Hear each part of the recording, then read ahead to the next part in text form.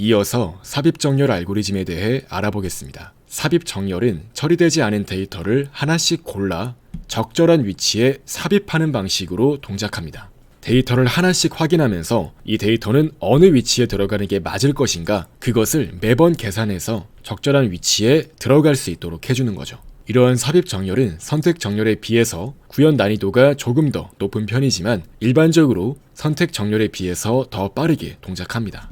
앞선 예시와 마찬가지로 총 10개의 데이터가 있고 이 10개의 데이터를 정렬한다고 해보겠습니다. 자, 먼저 이러한 삽입 정렬은 앞쪽에 있는 원소들이 이미 정렬되어 있다고 가정하고 이 뒤쪽에 있는 원소를 앞쪽에 있는 원소의 위치 중에서 한 곳으로 들어가도록 만드는 방식으로 동작합니다. 자, 그래서 이 첫 번째 데이터인 7은 그 자체로 정렬되어 있다고 판단하고 이 두 번째 데이터인 5가 어떤 위치로 들어갈지를 판단할 수 있는데요. 자, 이때 이 7의 왼쪽으로 들어가거나 혹은 오른쪽으로 들어가거나 두 가지 경우만 존재하겠죠. 그렇기 때문에 이렇게 왼쪽 원소와 비교해서 왼쪽 원소보다 더 작다면 이렇게 왼쪽으로 갈 수 있도록 설정할 수 있을 겁니다. 우리는 기본적으로 정렬 알고리즘에 대해서 다룰 때 오름차순 정렬을 수행한다고 가정하고 과정을 살펴보고 있기 때문에 이렇게 이 왼쪽에 있는 데이터와 비교해서 값이 더 작다면 이렇게 왼쪽 위치로 들어갈 수 있도록 하면 되겠죠. 그래서 결과적으로 7의 왼쪽으로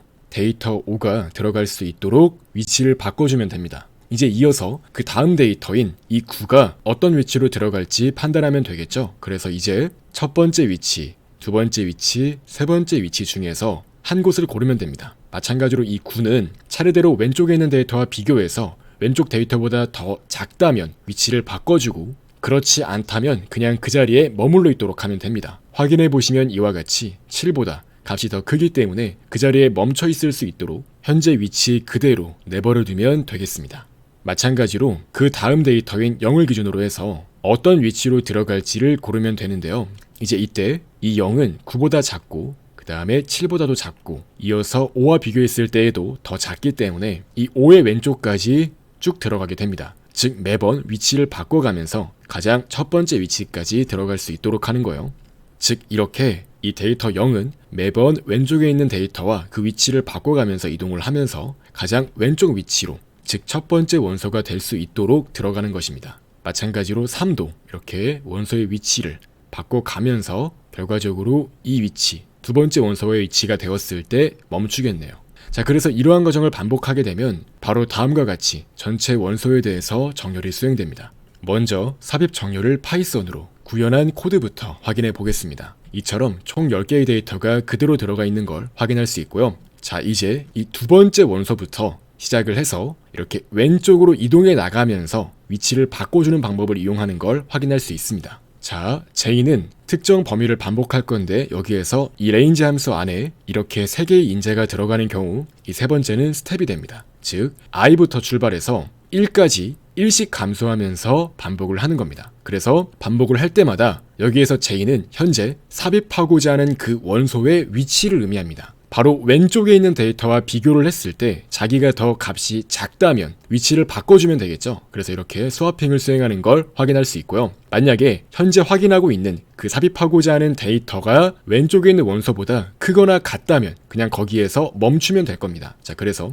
이렇게 else 부분에는 바로 브레이크 구문이 들어가는 걸 확인할 수 있습니다. 그래서 자기보다 작은 데이터를 만났을 때 그 위치에서 멈출 수 있도록 하는 걸 확인할 수 있고요. 그래서 결과적으로 두 번째 데이터부터 마지막 데이터까지 하나씩 확인하면서 어떤 위치에 들어갈지를 이 안쪽에 있는 반복문을 이용해서 찾을 수 있는 겁니다. 그래서 매번 왼쪽에 있는 원소와 비교해서 만약에 자기가 더 작다면 바로 왼쪽에 있는 원소와 위치를 바꿔주는 방법을 이용함으로써 결과적으로 해당 원소가 어떤 위치에서 멈추면 되는지를 이렇게 매번 설정해 줌으로써 삽입 정렬을 수행하는 걸 확인할 수 있습니다. 그래서 실행 결과 0부터 9까지 각 데이터가 차례대로 정렬되는 걸 확인할 수 있습니다. 마찬가지로 C++에서도 동일한 로직을 이용해서 코드를 구현할 수 있는데요.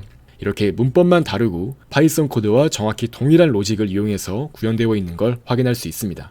이렇게 두 번째 원소부터 마지막 원소까지 각 원소는 매번 더 이상 이동할 수 없을 때까지 그 왼쪽 데이터와 위치를 바꿔가면서 왼쪽으로 이동시켜주면 되는 겁니다. 그래서 이처럼 삽입 정렬까지 작성할 수가 있습니다. 마찬가지로 실행 결과는 동일하고요. 이어서 자바로 구현한 삽입 정렬은 바로 다음과 같습니다. 두 번째 원소부터 마지막 원소까지 각 원소에 대해서 해당 원소가 들어갈 위치를 찾는 건데요. 마찬가지로 왼쪽 데이터와 비교해서 왼쪽에 있는 데이터보다 자기가 더 작다면 바로 왼쪽 원소와 위치를 바꾸도록 하는 걸 확인할 수 있습니다. 마찬가지로 자바에서는 포인터와 같은 기능을 제공하지 않으며 별도로 표준 라이브러리 단에서 스왑 연산을 제공하지 않기 때문에 이와 같이 세 줄에 걸쳐서 두 원소의 위치를 바꿔줄 수 있습니다. 정렬된 결과를 출력하면 앞서 다루었던 두 코드와 정확히 동일한 결과가 나오는 걸 확인할 수 있습니다. 이러한 삽입 정렬의 시간 복잡도는 어떻게 될까요? 삽입 정렬의 시간 복잡도는 5의 n제곱입니다. 직관적으로 시간 복잡도를 판단했을 때 선택 정렬과 마찬가지로 반복문이 2번 중첩되어 사용되었다는 점에서 우리는 5의 n제곱이 걸릴 것이라고 예상할 수 있죠. 물론 이중 포문이 사용된다고 해서 반드시 5의 n제곱인 것은 아닙니다. 만약 반복문 안에 별도의 함수가 추가적으로 호출된다면 그 함수의 시간 복잡도까지 고려할 필요가 있습니다. 본 삽입 정렬의 예시는 단순히 이중 반복문 안에서 비교 연산과 스와핑 연산이 수행되기 때문에 우리는 전체 시간 복잡도를 5의 n제곱이라고 말할 수 있습니다. 특히 삽입 정렬은 현재 리스트의 데이터가 거의 정렬되어 있는 상태라면 매우 빠르게 동작한다는 점이 특징인데요. 최선의 경우, 즉 이미 모든 데이터가 다 정렬되어 있다고 하면 이때는 5의 n만큼의 시간 복잡도를 가집니다. 자, 한번 이렇게 이미 0부터 9까지의 데이터가 다 정렬되어 있다고 했을 때 이제 여기에서 삽입 정렬을 수행하면 어떻게 될까요? 자, 이때 이 두 번째 원소부터 시작을 하겠죠. 그래서